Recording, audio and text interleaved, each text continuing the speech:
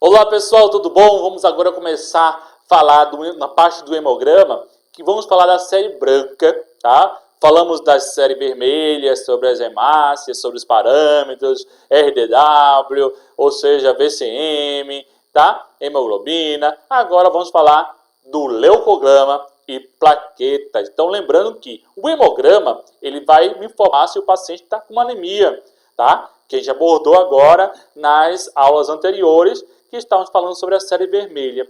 Agora vamos falar sobre a importância dos leucócitos e plaquetas. Qual a importância dessas células no hemograma? E qual a importância delas aí, ou seja, no dia a dia? Esses são os exames que são muito solicitados, tá? Então o hemograma é um exame, como eu falei, muito solicitado. Então, você tem uma febre, vai chegar numa emergência, então vai estar lá, ou seja, o médico vai solicitar um hemograma logo de início. Então, um hemograma, ou seja, lá no sangue, lembrando que o hemograma ele vai contar as células, as quantidades de células, seja das células vermelhas, seja das células brancas, ou seja, as plaquetas, tá?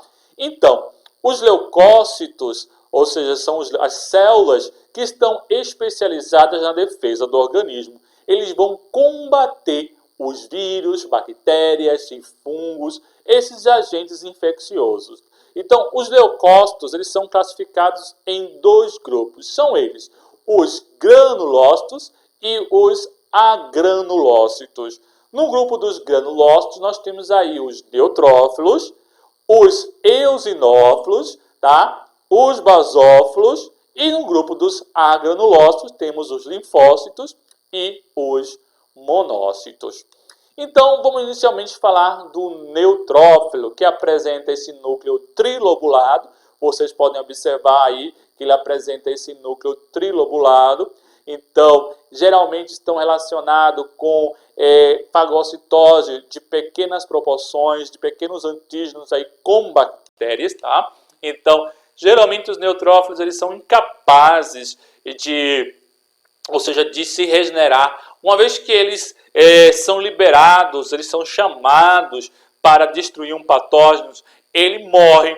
Então, o que acontece? Durante um processo de infecção, durante um processo de inflamação, que os neutrófilos são chamados por quimiotaxia, ou seja, pelo comando lá de células como os macrófagos para o local da infecção, tá? O que vai acontecer? Os neutrófilos eles vão passar pelos vasos sanguíneos, pela parede do vaso epitelial, uma vez que os macrófagos liberaram quimiocinas e citocinas que vão ocorrer o processo de vasodilatação, permitindo com que essas células passem, iniciando toda a cascata, todo o processo aí de inflamação. Então os macrófagos, tá? Ou seja, chamaram essas células. Então os neutrófilos, que é a célula que estamos abordando nesse momento, ele vai fazer a fagocitose.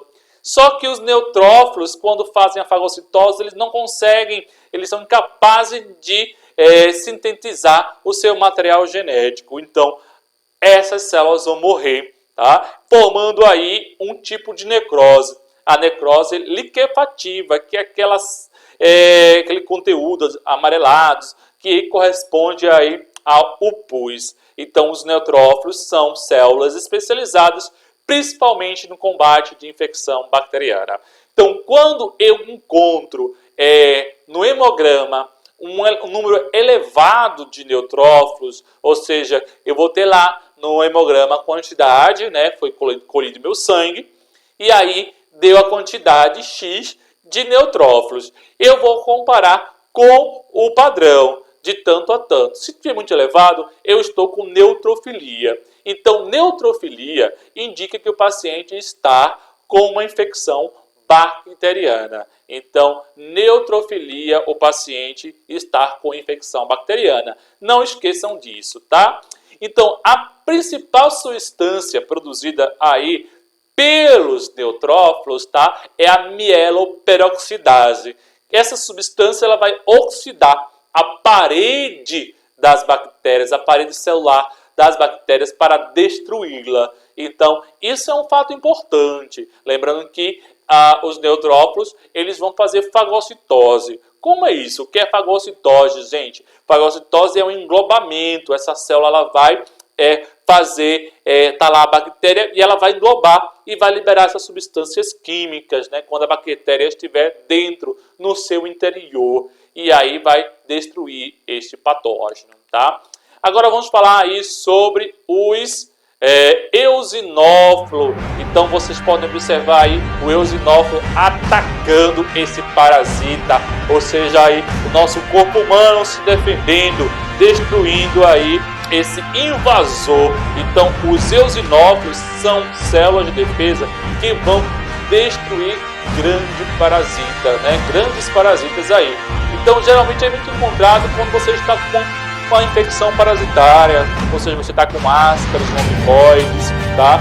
Então isso eleva o número de eosinófilos, porque são células especializadas no combate desses parasitas.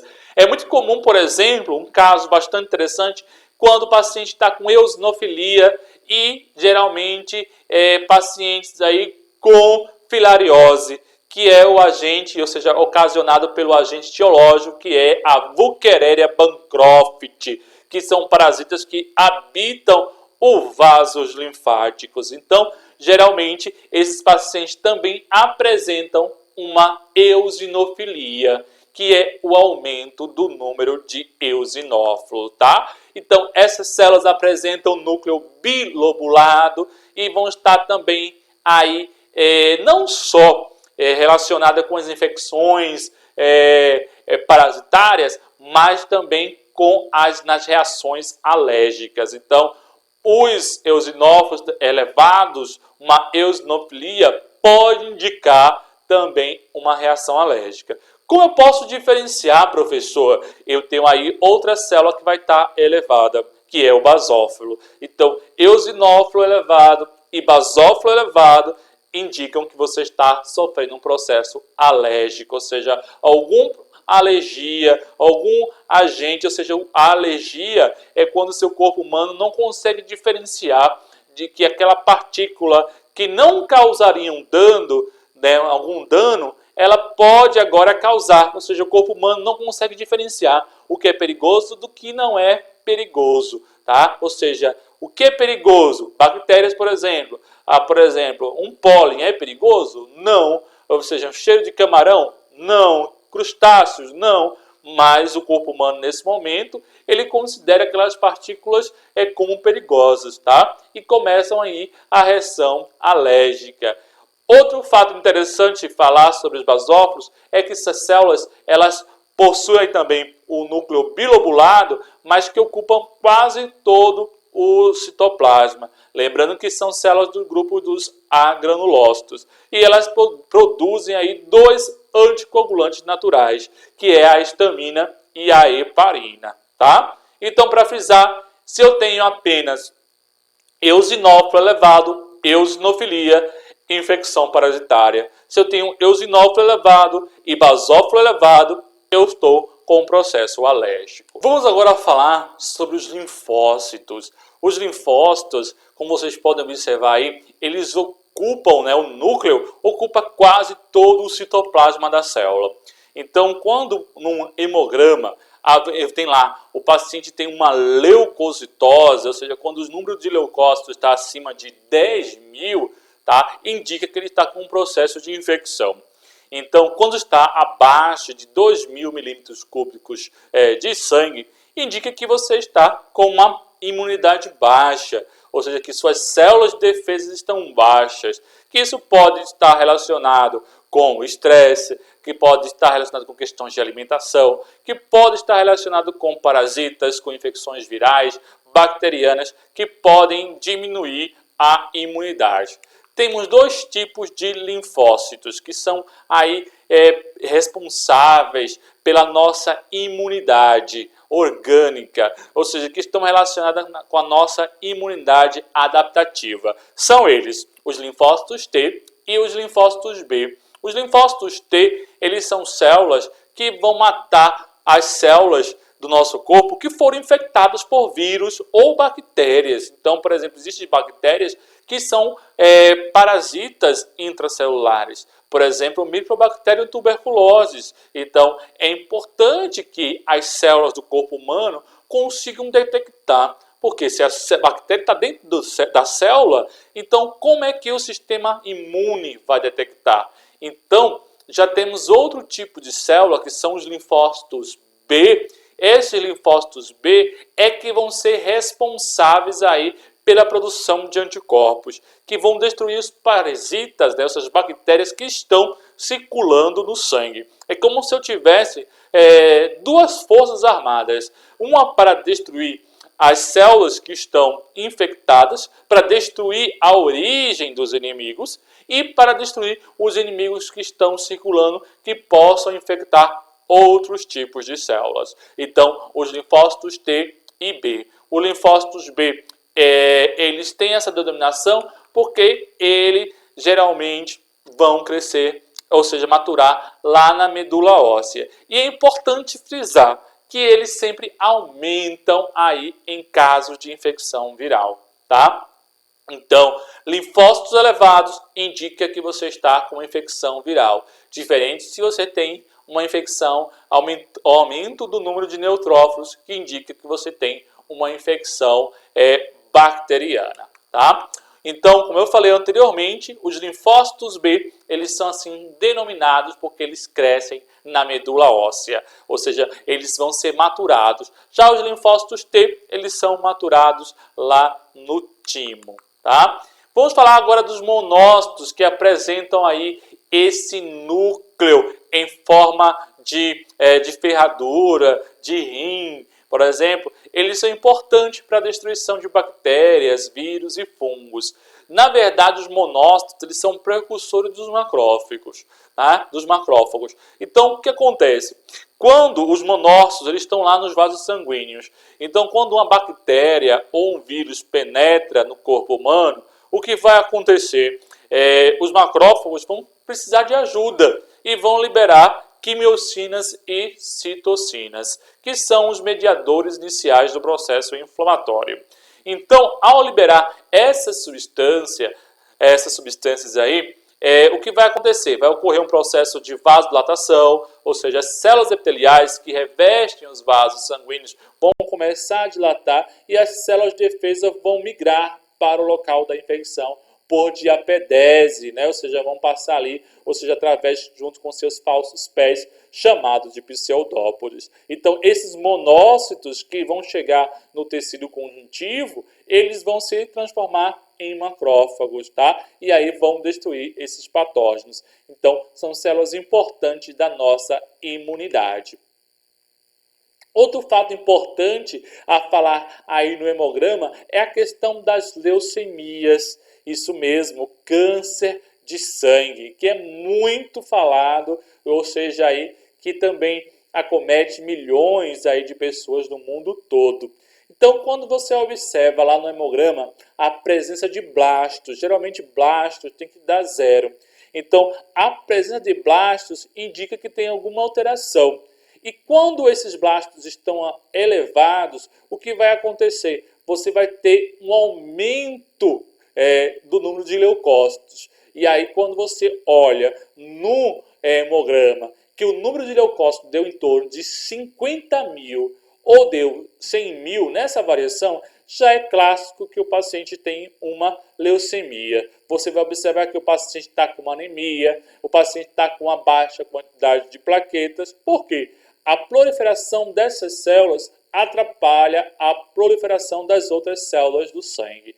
Então, leucemia é justamente aí um tipo de câncer, né, do tecido hematopoético, tá? Ou seja, na leucemia, ou seja, os glóbulos brancos aí são chamados de imaturos, que são os blastos. Então, geralmente, como eu falei, no hemograma, esses blastos têm que dar 0. A presença de blastos aí indica a questão de leucemia. E esses blastos, eles não vão fazer a função de defesa, eles não cumprem aí a função, tá? Então, geralmente, a presença dessas células, ou seja, lá no meu hemograma na parte branca, né? Então, geralmente o hemograma ele vem dividido. Tem a série vermelha, que foi o que nós falamos, que vai ver se o paciente está com anemia, que tipo de anemia, e se o paciente, a série branca, se o paciente está com um processo de infecção ou tem uma alteração drástica, como a leucemia.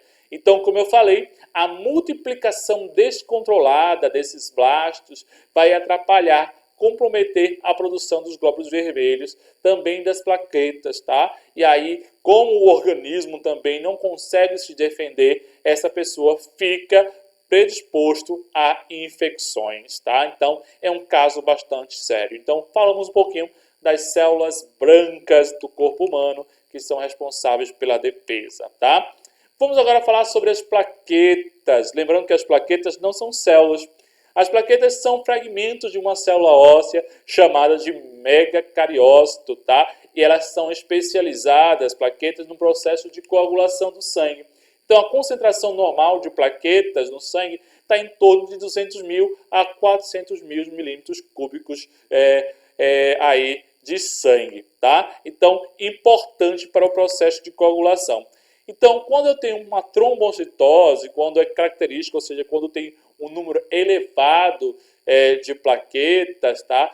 Pode levar à formação de coágulos. Esses coágulos podem levar a trombos nos vasos sanguíneos, que pode atrapalhar o processo de circulação do sangue, tá? No caso, por exemplo, aí do coronavírus, do Covid-19, esse vírus ele pode aumentar as proteínas de coagulação, levando ao aumento dessa taxa de coagulação e podendo ocasionar uma TVP, uma trombose venosa profunda, ou uma TEP, ou seja, um tromboembolismo pulmonar. Aquele trombo pode soltar e parar até um pulmão, gerando, ou seja, um problema sério, tá? Então, a trombocitose. Quando está abaixo, ou seja, quando as plaquetas estão abaixo de 200 mil, eu tenho uma trombocitopenia. E nesse caso a pessoa fica o quê? Predisposto a ter hemorragias. E pode realmente chegar aí, ou seja, a perder uma grande quantidade de sangue. Em algumas infecções, como a questão do vírus da dengue, por exemplo, você tem uma baixa concentração de plaquetas, por exemplo, tá? Então, em outros processos patológicos, então é muito comum essas células serem avaliadas, esses fragmentos aí, que as plaquetas não são células, né? Para ser avaliados lá no hemograma, tá bom? E aí o que acontece, como é o processo de coagulação? Então, o processo de coagulação, então, como você leva um corte, as plaquetas elas vão começar a se aglomerar. E aí as plaquetas aglomeradas liberam que substância? Tromboplastina. A tromboplastina, por sua vez, vai atuar sobre a protombrina, tá certo? Que é uma proteína produzida no fígado na presença da vitamina K. Então, a protrombina, ela está lá no plasma. Então, quando as plaquetas aí, elas foram ativadas por alguma lesão, tá? A tromboplastina vai ser a primeira a ser ativada e, consequentemente, depois a protrombina. E aí, o que acontece? Isso vai ser importante, a presença do íon cálcio, que vai converter essa protrombina em trombina. Por sua vez, essa trombina vai atuar sobre o fibrinogênio, formando aí a molécula de fibrina, tá certo? Que é o coágulo. Então, a importância aí da vitamina K, a importância do cálcio como fatores de coagulação.